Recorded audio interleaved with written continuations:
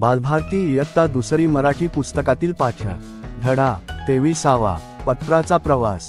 मधू मधू, आजोबांनी हाका मारल्या। काय हो आजोबा, मधूने मागच्या अंगणातून खेळता खेळताच विचारले। अरे चल माझ्याबरोबर, आजोबा चपला घालत म्हणाले।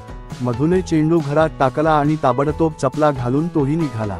आजोबांबरोबर जायचे म्हणजे काहीतरी नवीन पाहायला मिळणार हे त्याला चांगले ठाऊक होते। दया मी धरतो तुमची पिशवी, असे म्हणत मधूने त्यांची पिशवी घेतली। आजोबा आणि मधू पायी पायी निघाले। कोपऱ्यावरून वळून पुढे गेले। आता इथे जरा थांबूया, पत्रपेटीपाशी थांबत आजोबा म्हणाले। इथे? मधूने किंचित आश्चर्याने विचारले। इथे तर काहीच गंमत नाही, असे त्याच्या मनात आले। त्याचा चेहरा पडला। हे पत्र पेटीत टाक, आजोबांनी सांगितले। मधूने तसे केले।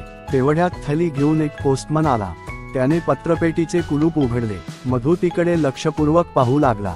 पोस्टमनने पेटीच्या आतील पत्रे आपल्या थैलीत भरून घेतली। परत कुलूप लावून तो थैली घेऊन निघाला।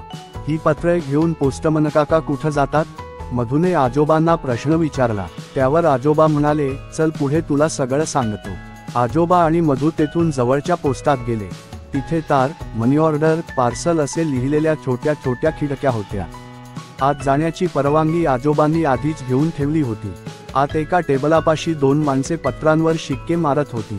शिक्के मारून झाल्यावर गावानुसार पत्रे वेगवेगळ्या ढिगात ठेवली जात होती। पोस्टमनच्या थैलीतून पत्र आधी इथे येतात तर? मधू म्हणाला। आजोबांनी मान डोलवली। आजोबा आणि मधू बाहेर आले। पत्रांनी भरलेल्या थैल्या बाहेर एका लाल गाडीत टाकल्या जात होत्या। आता इथून पत्र कुठं जातील? मधूने कुतूहलाने विचारले। बसस्टँडवर, रेल्वे स्टेशनवर, आजोबा म्हणाले। तिथून पुढे? मधू म्हणाला। पुढे बसमधून, आगगाडीतून वेगवेगळ्या गावाला। आजोबा म्हणाले। पत्र त्या गावाला पोचली की मग? पुन्हा मधूचा प्रश्न। आजोबांनी समजावत सांगितले, मग तिथल्या पोस्टात ती आधी जातात। तिथे पुन्हा त्यांवर त्या गावाचा शिक्का मारतात आणि मग? आजोबांचे वाक्य मध्येच तोडून मधू म्हणाला। पोस्टमन काका पत्ता बघून पत्र घरी पोचवतात। बोलत बोलत ते घरापाशी पोचले सुद्धा। घरात गेल्यावर मधू आईबाबांना म्हणाला, आई बाबा मी तुम्हाला पत्राच्या प्रवासाची गोष्ट सांगू का? आणि मधू आपल्या आईबाबांना पत्राच्या प्रवासाची गोष्ट सांगू लागला।